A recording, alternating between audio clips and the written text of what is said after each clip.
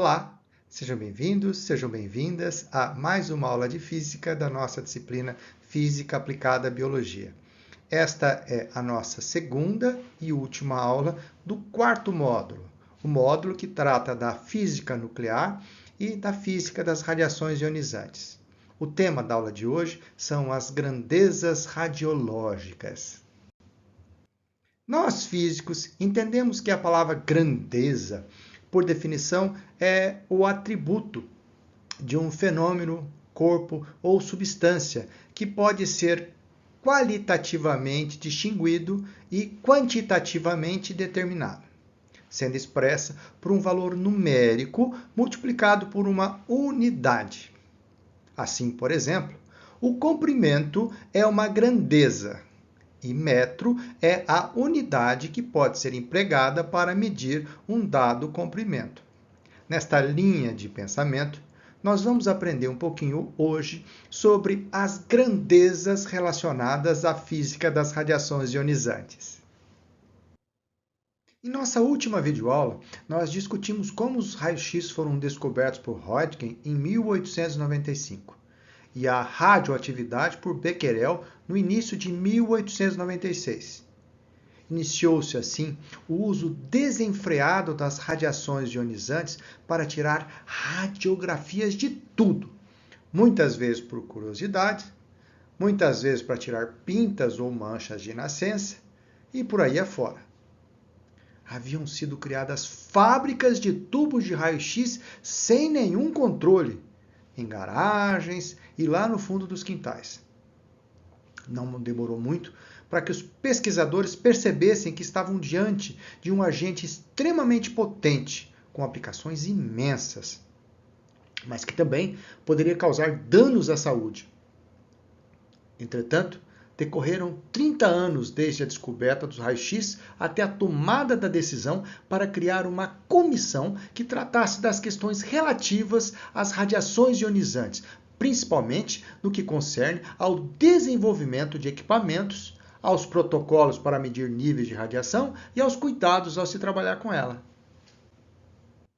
A primeira comissão internacional a ser criada foi a International Commission on Radiation Units and Measurements, ICRY, em 1925. Isso aconteceu no primeiro Congresso Internacional de Radiologia, em Londres. A demanda para a criação dessa comissão partiu da comunidade médica da área de radiologia.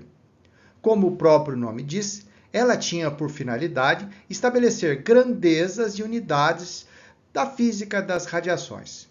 Além disso, ela tinha por finalidade também estabelecer critérios de medidas e efetuar a sua divulgação. Isso possibilitaria a comparação entre medidas feitas entre diferentes laboratórios, diferentes clínicas médicas e institutos de pesquisa, utilizando-se os mais variados equipamentos.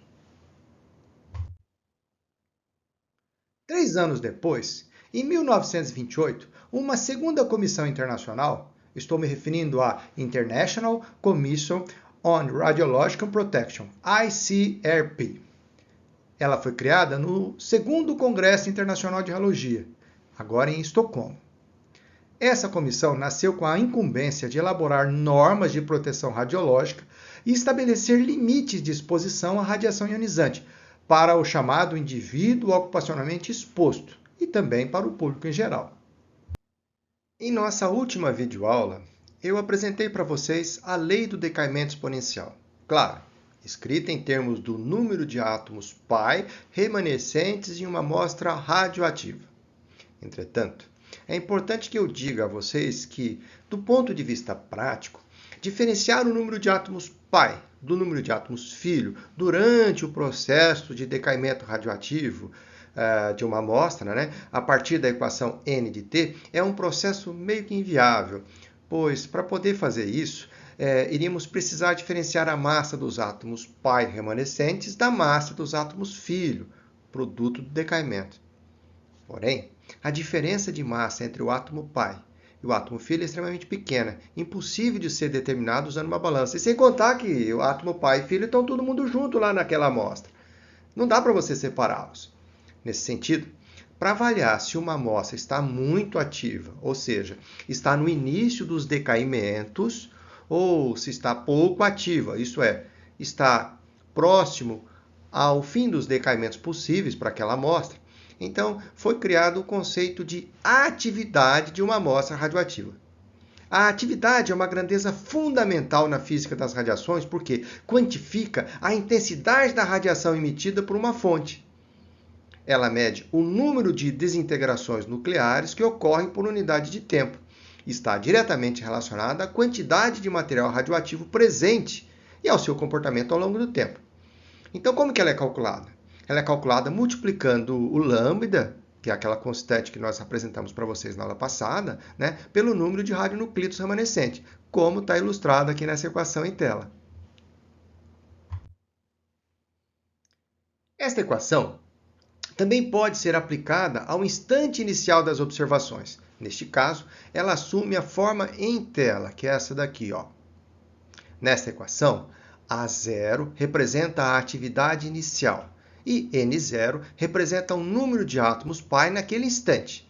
Agora, se nós substituirmos o N de T por seu valor descrito na lei do decaimento exponencial, que nós colocamos na aula passada, e se nós substituirmos a constante de decaimento, lambda, por seu valor que nós encontramos na aula passada também a partir da determinação do tempo de meia-vida, lembra que nós, na aula passada, mostramos para vocês que o tempo de meia-vida é 0,693 dividido por lambda? Então, se tempo de meia-vida é 0,693 por lambda, então lambda tem que ser 0,693 dividido pelo tempo de meia-vida. Então, quando você substitui esse valor, aí você tem essa expressão aqui, que é a equação que fornece para a gente a atividade de uma amostra a qualquer instante de tempo, medida a partir de uma atividade inicial, que é um momento de observação. Normalmente, esse momento inicial refere-se à atividade da amostra no dia da calibração. Porque quando a gente vai comprar uma amostra radioativa, claro que essa amostra radioativa ela precisa ser calibrada para que você tenha um certificado de calibração dessa amostra, né? Então, a atividade inicial a gente sempre considera como sendo aquela atividade emitida pelaquela amostra no dia da calibração, né? Então, perceba que temos mais uma característica importante. A equação da atividade também obedece uma lei do decaimento exponencial. Legal isso, né? A exposição devida a raios gama emitidos por uma fonte radioativa de atividade conhecida pode ser calculada também a partir da equação em tela, onde nessa equação nós temos que a constante gamão é chamada de constante da taxa de exposição, né? E essa constante da taxa de exposição ela é uma propriedade intrínseca de cada radionuclídeo. Tá? Neste caso aqui, ela é expressa em Röntgen vezes centímetros ao quadrado, dividido por milicurie vezes hora. Nessa equação, A é a atividade do radionuclídeo, que é uma emissora de gama, tá? T é o tempo transcorrido expresso em horas, e R é a distância da fonte até o ponto onde você está considerando, isso aqui representado em centímetros. A grandeza física mais importante em radiologia, sem sombra de dúvidas, é a dose absorvida, aqui representado pela letra D. A dose absorvida está relacionada à energia da radiação absorvida por um corpo ou tecido. Ela é definida pela equação em tela, como sendo D, que é igual a dE sobre dm, onde o dE é a energia média depositada pela radiação em um volume elementar dm.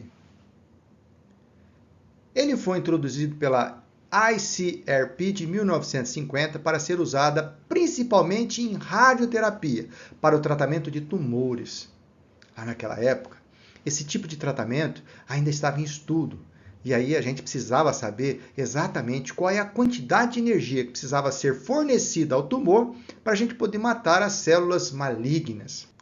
Originalmente, a sua unidade foi o RAD, a abreviação de Radiation Absorbed Dose, sendo 100 rads igual a 1 joule por quilograma, que é igual a 1 gray.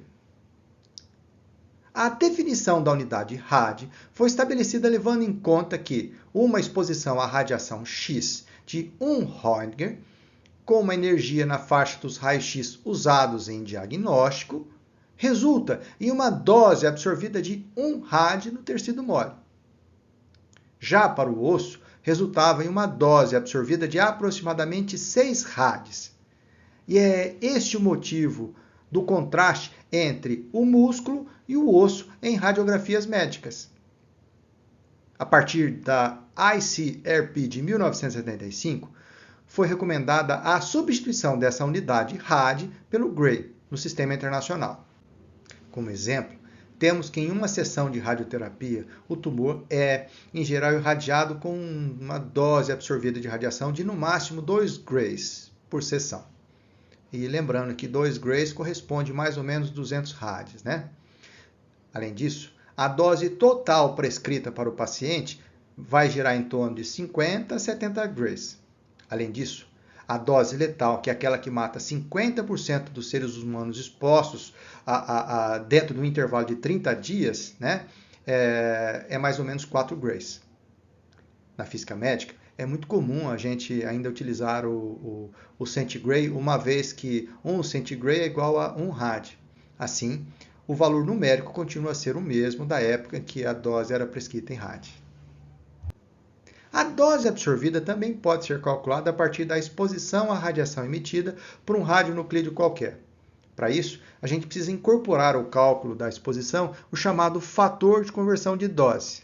O fator de conversão de dose, aqui representado pela letra F minúsculo, é um parâmetro intrínseco da radiação emitida por cada radionuclídeo. E assim, como acontece na constante de exposição, ela está completamente tabelada.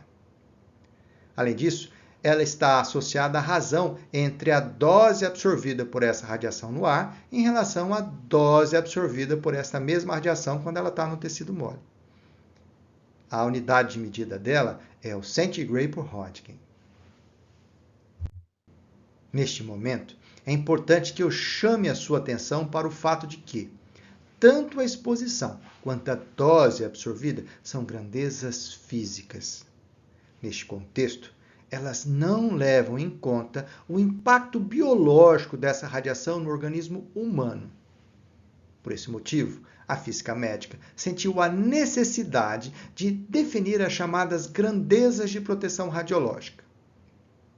Grandezas de proteção radiológica são parâmetros utilizados para quantificar e monitorar a exposição à radiação ionizante, já com o objetivo de proteger indivíduos e o meio ambiente dos efeitos nocivos dessa radiação.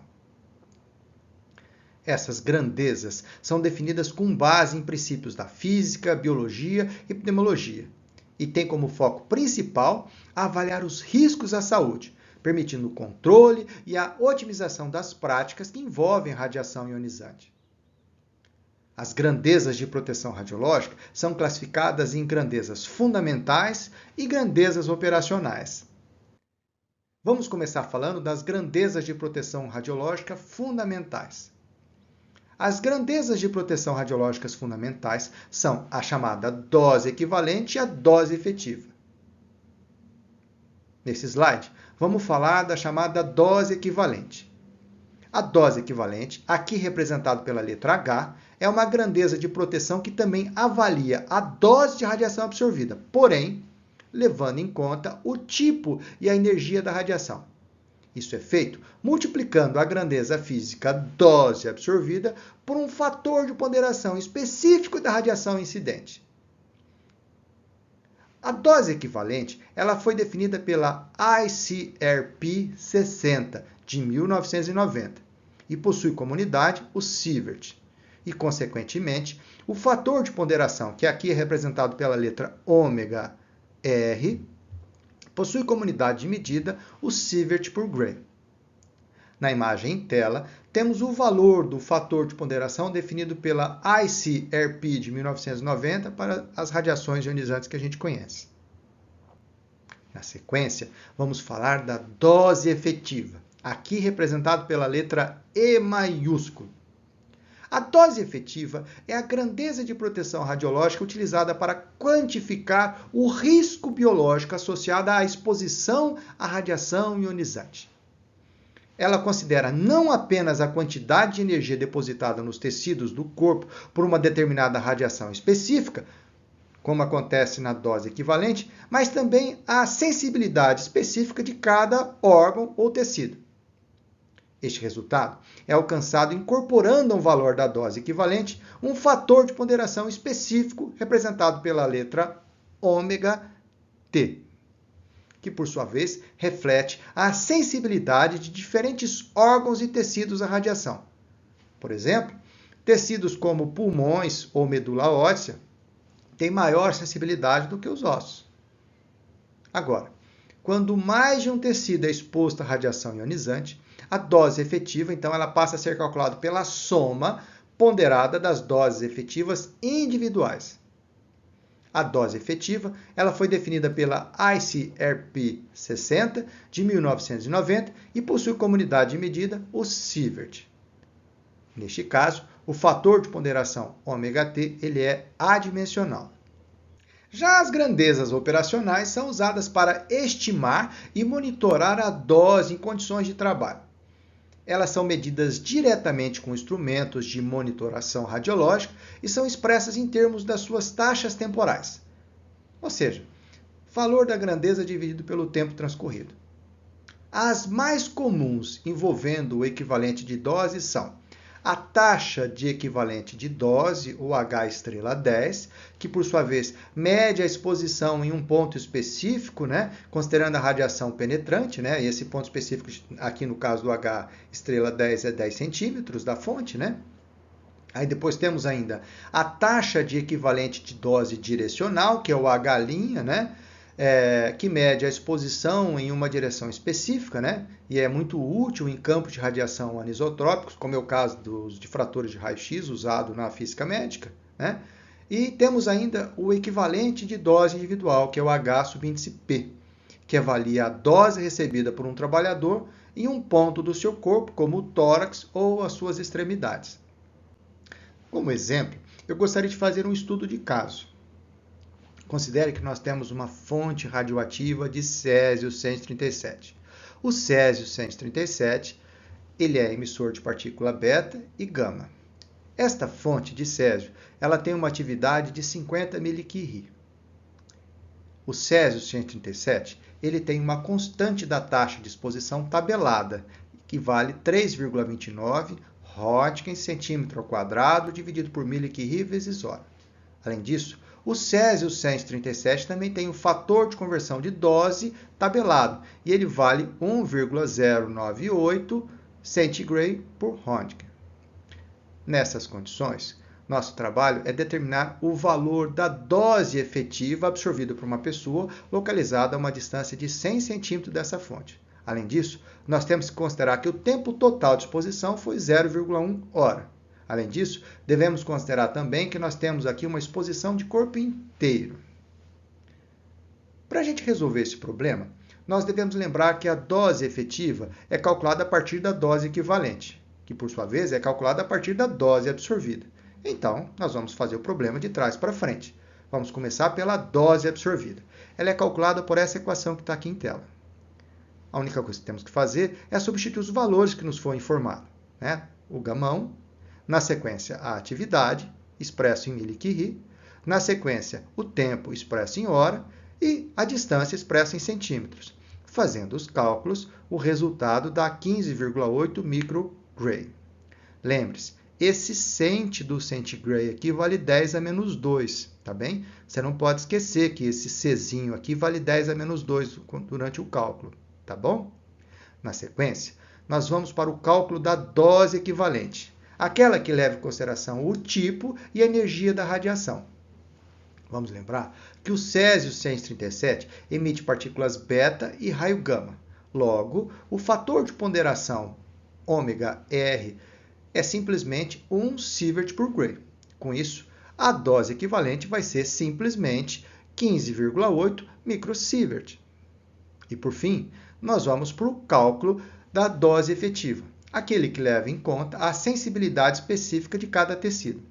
Por ser uma exposição de corpo inteiro, o valor da dose equivalente é igual ao valor da dose efetiva, pois o fator de ponderação de corpo inteiro é 1. Ou seja, a dose efetiva é 15,8 microsievert. Vocês viram como facinho? Nós já sabemos que a radiação ionizante ela é composta de partículas ou ondas eletromagnéticas com energia suficiente para remover elétrons dos átomos, gerando íons. Estes íons podem interagir com células vivas, causando uma série de efeitos biológicos que variam em função do tipo, intensidade e duração da exposição. A compreensão dos efeitos biológicos da radiação ionizante ela é fundamental para desenvolver estratégias de segurança em ambientes como hospitais, estou falando de radioterapia e diagnóstico, indústrias e usinas nucleares. A interação da radiação com a matéria segue uma sequência de eventos que chamaremos estágios. A sequência de estágios é a seguinte. O estágio físico dura cerca de mais ou menos 10 a menos 15 segundos. É o intervalo de tempo durante o qual ocorrem as ionizações e excitações dos átomos que constituem as moléculas. Com o desequilíbrio eletrostático criado, as moléculas passam para o segundo estágio, que é o estágio físico-químico, com duração de aproximadamente 10 a menos 6 segundos. Nesse estágio, ocorrem as quebras das ligações químicas.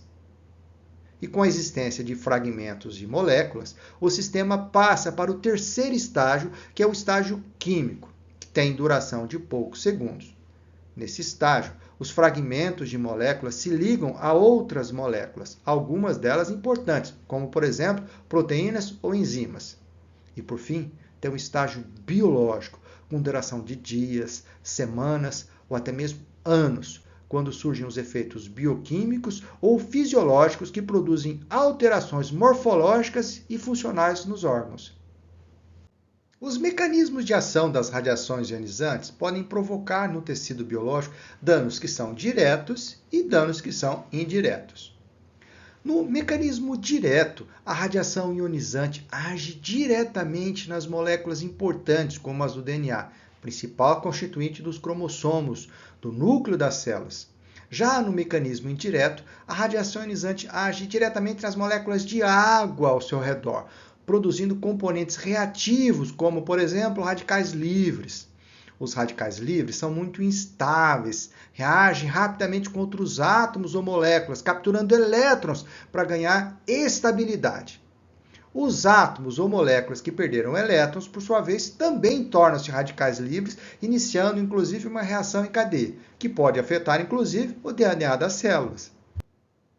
Em relação à natureza, os efeitos biológicos da radiação ionizante podem ser classificados em reações teciduais e efeitos estocásticos.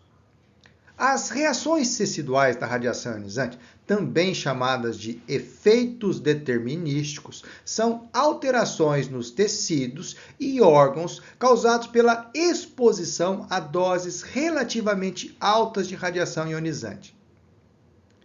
Estes efeitos ocorrem quando a dose absorvida supera um determinado limiar e resultam de danos significativos às células, levando ao seu comprometimento funcional e à morte celular. As características principais das reações teciduais são o limiar de dose, a gravidade dependente da dose e o tempo de aparecimento. Em relação ao limiar de dose, verifica-se que as reações teciduais só acontecem se a dose de radiação ultrapassar um valor mínimo. Abaixo do limiar, os danos celulares são reparados e os efeitos não se manifestam. Em relação à gravidade dependente da dose, percebe-se que quanto maior a dose acima do limiar, mais graves serão os efeitos. Isso ocorre porque o dano celular se torna mais extenso. E por fim tem a questão do tempo de aparecimento, uma vez que os efeitos determinísticos aparecem em horas, dias ou semanas após a exposição, dependendo da dose e do tecido afetado. Os efeitos estocásticos da radiação ionizante são aqueles que ocorrem de forma aleatória, probabilística, e cuja probabilidade de ocorrência aumenta com a dose de radiação recebida. Mas a gravidade do efeito não depende diretamente dessa dose. Eles são relacionados a alterações no material genético das células, podendo levar ao desenvolvimento de doenças como o câncer ou a mutações hereditárias.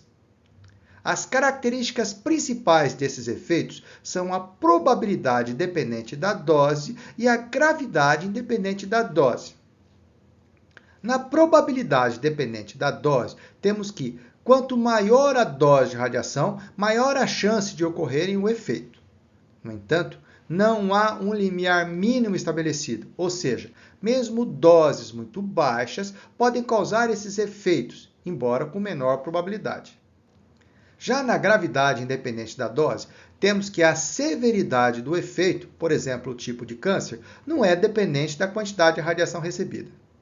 Agora veja, são justamente essas características que eu acabei de mencionar que tornam a absorção da radiação ionizante um processo cumulativo.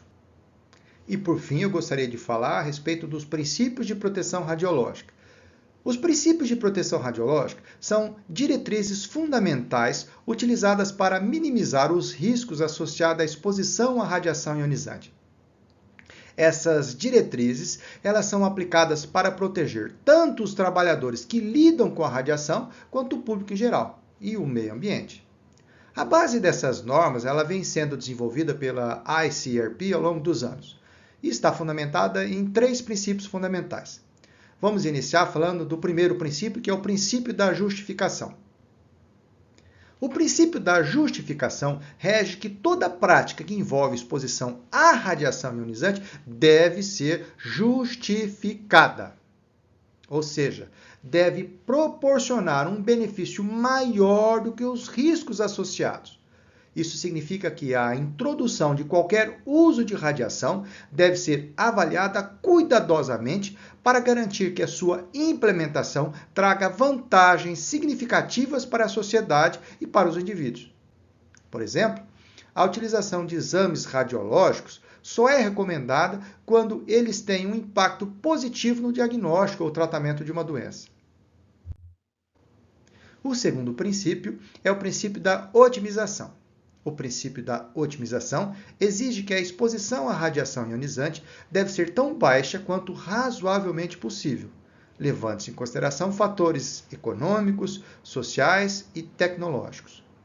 No inglês, ele é denominado as low as reasonably achievable, ou ALAR. Isso implica adotar medidas para reduzir a exposição à radiação ao mínimo necessário, sem comprometer o objetivo da prática ou o benefício para pacientes. Por exemplo, o uso de blindagens, equipamentos modernos e treinamento adequado de profissionais para minimizar a dose de radiação. E por fim, temos o terceiro princípio, que é o princípio da limitação de dose. No princípio da limitação de dose, temos que as doses de radiação recebidas pelos indivíduos devem estar dentro dos limites aceitáveis, estabelecidos por órgãos reguladores. Esses limites garantem que o risco de efeitos determinísticos, no caso, danos previsíveis como queimaduras, e estocásticos como o câncer, por exemplo, sejam minimizados. Os limites são geralmente divididos entre trabalhadores expostos, público geral e situações de emergência. Por exemplo, um trabalhador da área da radiologia deve receber no máximo 20 milisievert por ano, em média, isso dentro de um período de 5 anos, enquanto que para o público geral o limite é 1 milisievert por ano. Bom, pessoal, e com isso nós encerramos todas as videoaulas dessa disciplina.